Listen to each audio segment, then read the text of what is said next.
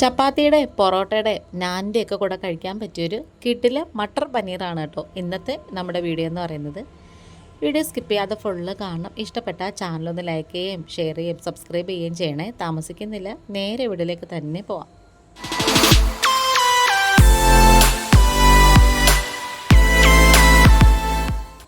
അപ്പോൾ ഇത് ഞാനിവിടെ പനീറൊക്കെ കുറച്ച് സമയം കുറച്ച് ഉപ്പിട്ട് തണുത്ത വെള്ളത്തിലിട്ട് വെച്ചേക്കാണ്. ഒരു 15 മിനിറ്റൊക്കെ ഇട്ട് വെച്ചേക്കണം.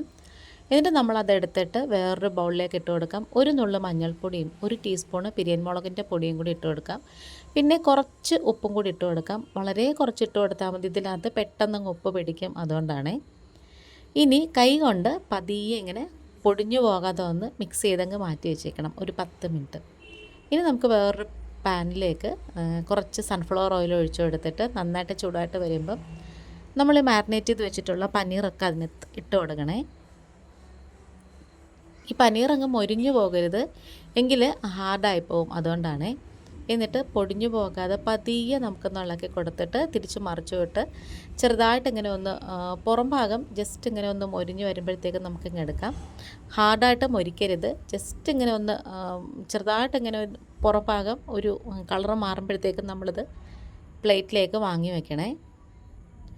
അങ്ങനെ നമ്മളിതെല്ലാം എടുത്തതിന് ശേഷം ആ എണ്ണയ്ക്കകത്ത് തന്നെ കുറച്ച് ജീരകം ഇട്ട് കൊടുക്കാം. പിന്നെ വളരെ കുറച്ച് ഇഞ്ചിയും വെളുത്തുള്ളിയും ഇട്ട് കൊടുക്കാം. ഒരു ഇഞ്ചി നീളത്തിലുള്ള ഇഞ്ചിയും പിന്നെ ഒരു 3-4 വെളുത്തുള്ളിയും കൂടി ചെറുതായിട്ടൊന്ന് ചോപ്പ് ചെയ്ത് വെച്ചിട്ട് അതിട്ട് കൊടുക്കാം. ഇനി നമുക്ക് എരിവിന് ആവശ്യമുള്ള പച്ചമുളക് ഇട്ട് കൊടുക്കാം. അത് നമുക്ക് വട്ടത്തിൽ അരിയിക്കുകയോ അല്ലെങ്കിൽ നീളത്തിൽ കീറിയിടുകയോ അല്ലെങ്കിൽ ഇതേപോലെ ഒന്ന് ചരിച്ച് കട്ട് ചെയ്തിടുകയൊക്കെ ചെയ്യാം. ഒരു 2 എണ്ണമൊക്കെ മതിയേ.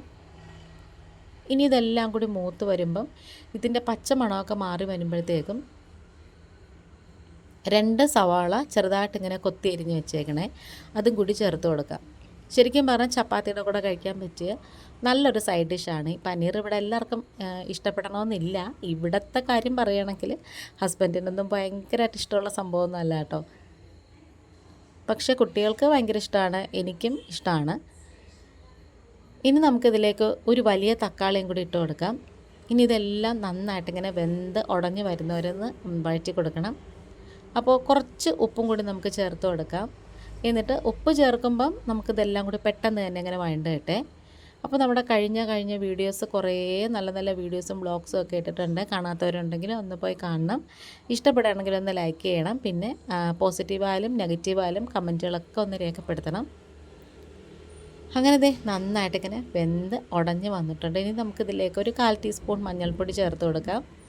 പിന്നെ അതുപോലെ തന്നെ മുളക് പൊടി ചേർത്ത് കൊടുക്കാം. ഇത് പിരിയൻ മുളകും പാണ്ടിമുളകും കൂടി ചേർത്ത് പൊടിച്ചതാണ്. അത് ഏകദേശം 1 ടേബിൾ സ്പൂണോളം ചേർത്ത് കൊടുത്തിട്ട് ഈ പൊടികളുടെയൊക്കെ കുത്തൽ മാറുന്നത് വരെ നന്നായിട്ട് ഇങ്ങനെ ഒന്ന് വഴറ്റി കൊടുക്കണേ.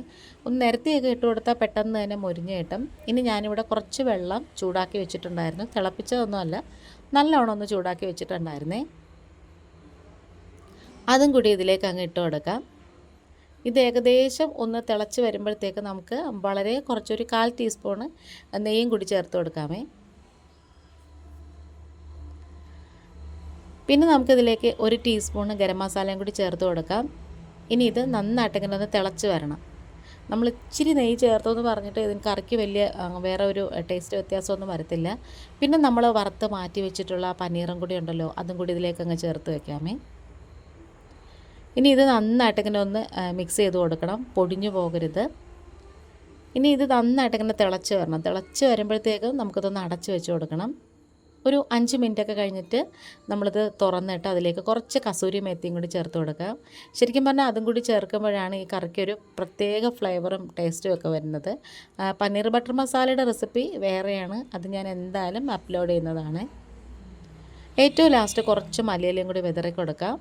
ശരിക്കും പറഞ്ഞാൽ ഈ ഒരു കറി നമുക്ക് ലൂസായിട്ടും ഉണ്ടാക്കാം, അല്ലെങ്കിൽ കുറച്ചും കൂടെ തിക്കായിട്ട് വേണമെങ്കിൽ അങ്ങനെ വേണമെങ്കിലും ചെയ്യാം. പിന്നെ കുറച്ച് ഫ്രോസൺ ഗ്രീൻ പീസും കൂടി ലാസ്റ്റ് നമുക്ക് ഇതിലേക്ക് വിതറി കൊടുത്തിട്ട് നന്നായിട്ട് ഇങ്ങനെ മിക്സ് ചെയ്ത് യോജിപ്പിച്ചെടുത്താൽ മതി. അപ്പോൾ നമ്മുടെ വീഡിയോ വൈൻഡപ്പ് ചെയ്യാറായിട്ട് വരുന്നുണ്ട്. നമ്മുടെ തംബ്നെയിലിൻ്റെ ഫോട്ടോ എടുക്കണം. ഇനി ചപ്പാത്തിയുടെ കൂടെ നല്ല അടിപൊളിയായിട്ട് കഴിക്കാം. വേറൊരു വീഡിയോ ആയിട്ട് വേഗം തന്നെ വരാം കേട്ടോ. ഇന്നിപ്പോൾ ഇത്രയേ ഉള്ളൂ. Thanks for watching.